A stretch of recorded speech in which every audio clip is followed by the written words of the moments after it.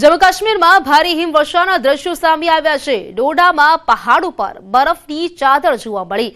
શહેરી વિસ્તારમાં પણ ઘર પર બરફના થર જામ્યા। ભદરવામાં પણ તાજી હિમવર્ષા થઈ। રસ્તા પર બરફના થર જામી ગયા હતા, જેના કારણે વાહન વ્યવહારને પણ અસર જોવા મળી હતી। બડગામમાં પણ ભારે હિમવર્ષા થઈ છે। રસ્તા પર તેમજ ઘરની ઉપર બરફના ઢગલા જોવા મળ્યા હતા।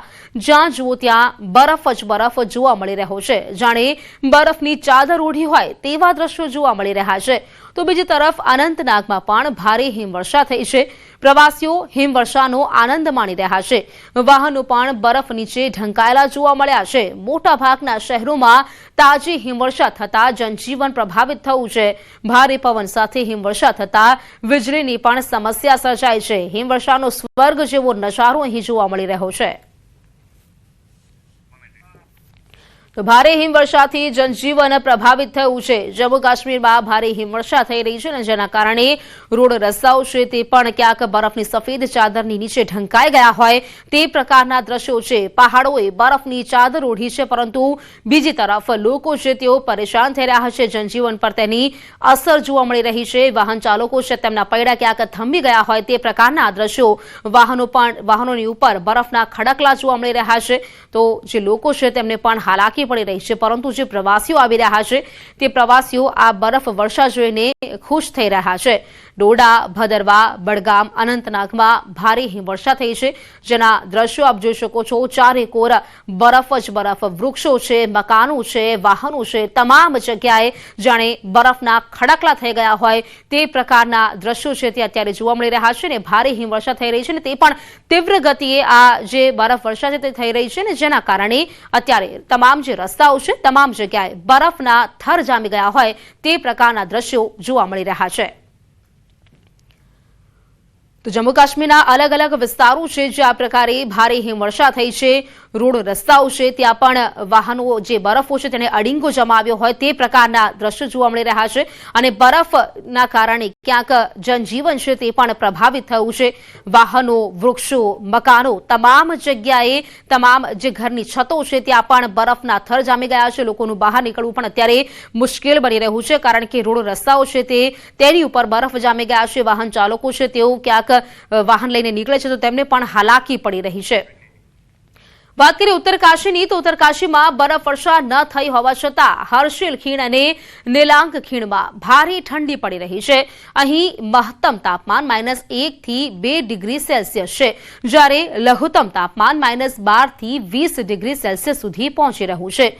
નીલાંગ ખીણની આ તસવીરો, જ્યાં આ દિવસોમાં આખો વિસ્તાર બરફથી ઢંકાયેલો હતો, પરંતુ હિમવર્ષા પછી પણ આ ખીણમાં નદીઓ, નાળાઓ અને પીવાના પાણીના સ્ત્રોત થીજી ગયા છે। ઠંડીથી રક્ષણ માટે બોનફાયર એકમાત્ર સાધન છે। સૈનિકોને પીગળેલા બરફનો ઉપયોગ કરવો પડી રહ્યો છે।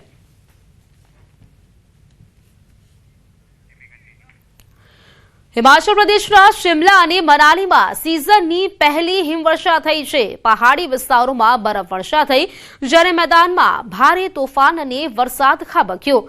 મધ્ય પર્વતીય વિસ્તારોમાં વાવાઝોડા અને વરસાદ પડ્યો હતો। શિમલાના કુફરી, થિયોગ અને નારકંડામાં બરફવર્ષાથી માળીઓ અને ખેડૂતોને ઘણો ફાયદો થયો છે। હવામાન વિભાગે વરસાદ અને હિમવર્ષા માટે યલો વોર્નિંગ પણ જાહેર કરી છે। તો શિમલા અને મનાલીમાં પણ સિઝનની પહેલી હિમવર્ષા જોવા મળી રહી છે। મેદાનમાં ભારે તોફાન અને વરસાદ ખાબક્યો છે, જેના દ્રશ્યો આપ જોઈ શકો છો। પર્વતીય વિસ્તારો છે જ્યાં વાવાઝોડું અને વરસાદ એક સાથે ત્રાટક્યો છે। શિમલા અને મનાલીમાં સિઝનની આ પહેલી હિમવર્ષા અને આ હિમવર્ષાનો આનંદ માણતા પ્રવાસીઓમાં પણ અનેરો એક ઉત્સાહ છે તે જોવા મળી રહ્યો છે। અને પ્રવાસીઓને ક્યાંક બરફવર્ષા જોવા મળતા તેઓ પણ ખુદને નસીબદાર માની રહ્યા છે। देश के पर्यटनगरी मनाली सहित आसपास के क्षेत्रों में आखिरकार जो इंतजार यहाँ पर बर्फबारी का हो रहा था वो आज यहाँ पर जो है समाप्त हो गया है। मनाली सहित आसपास के क्षेत्रों में देर रात से मौसम ने करवट बदली और उसके बाद यहाँ पर बर्फबारी का दौर शुरू हो चुका है। मैं ये सबसे पहले एक्सक्लूसिव तस्वीरें आपको दिखाना चाहता हूं। देखते कि मनाली के मोड़ रोड पर किस तरह जो है मौसम ने करवट बदली और उसके बाद यहाँ पर जो है बर्फबारी का दौर यहाँ पर जो है शुरू हो गया है। सीजन की पहली बर्फबारी यहाँ पर हो रही है और ऐसे में जो लोग यहाँ पर पहुंचे हैं वे सभी यहाँ पर आकर जो है इसका लुत्फ लेते हुए नजर आ रहे हैं। फिलहाल अगर मैं अभी की बात करूं तो जिस तरह सभी लोग यहाँ पर इंतजार कर रहे थे क्योंकि काफी लंबे समय से यहाँ पर जो बर्फबारी नहीं हुई थी, लेकिन आज वो इंतजार यहाँ पर जो है खत्म हुआ है। कुछ सैलानी भी यहाँ पर मौजूद है, हम उनसे भी बात करने की कोशिश करेंगे और उनसे भी हम जानने की कोशिश करेंगे कि उनका क्या कहना है। फिलहाल आप ये तस्वीरें मनाली के मोड़ से एक्सक्लूसिव देख रहे हैं कि किस तरह का जो है वहां पर जो है एक्सपीरियंस यहाँ पर है। कुछ सैलानी मौजूद है, हम इनसे बात करते हैं। सर कहाँ से आप आए हैं? सर मैं दिल्ली से हूँ बेसिकली, वैसे मैं एमपी से हूँ, ऑन एंड वाटर। क्या तो कैसा लग रहा है जो ये व्यू देख रहे हैं लाइव स्नोफॉल? सर बहुत अच्छा लग रहा है और मैं तो आपको बता रहा हूँ, मैं एक्चुअली काफी सालों से आ रहा हूँ पहाड़ों पे, लेकिन लाइव स्नोफॉल का मुझे कभी एक्सपीरियंस मिला नहीं। This is the first time कि मैंने लाइव स्नोफॉल का एक्सपीरियंस लिया है मनाली। तो क्या हुआ, आज सपना साकार हुआ या पैसे वसूल हो गए सर? तो कैसा लग रहा है जो व्यू है, एक्सपीरियंस? क्योंकि सभी कह रहे थे कि बर्फ नहीं है, बर्फ नहीं है, आखिरकार वो बर्फ आज यहाँ पर देखने नहीं, काफी दिनों से एक्सपेक्टेशन चल रहे थे कि बर्फ गिरेगी, 16 से 20 का भी था और भी दिनों का भी था, लेकिन आज ये मतलब जो आज का था दिखा रहे थे कि 100% है आज snowfall and that is complete.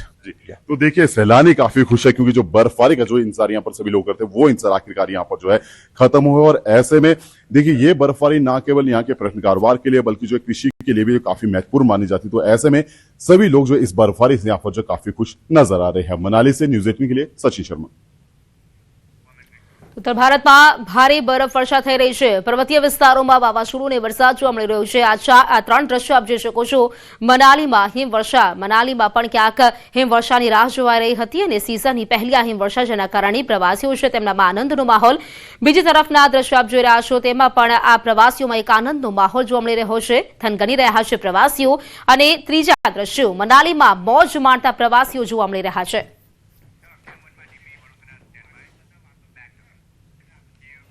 વડોદરામાં ક્રિકેટ ટુર્નામેન્ટમાં બે ટીમ વચ્ચે બવાલ થઈ। વ્હાઇટ બોલ આપવા બાબતે બંને ટીમ વચ્ચે માથાકૂટ થઈ।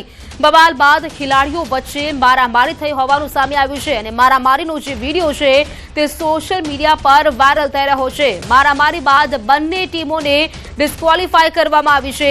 એબીવીપી દ્વારા ક્રિકેટ ટુર્નામેન્ટનું આયોજન કરવામાં આવ્યું હતું અને આ ટુર્નામેન્ટમાં બે ટીમ વચ્ચે મારામારી થઈ હોય તે પ્રકારના દ્રશ્યો સામે આવ્યા છે। વ્હાઇટ બોલને લઈને એક બોલાચાલી થઈ હતી અને બોલાચાલી મારામારીમાં પરિણમી। ક્રિકેટ ટુર્નામેન્ટમાં બે ટીમ વચ્ચે બબાલ થઈ હતી અને તેનો જે વિડીયો છે તે પણ સોશિયલ મીડિયા પર વાયરલ થઈ રહ્યો છે।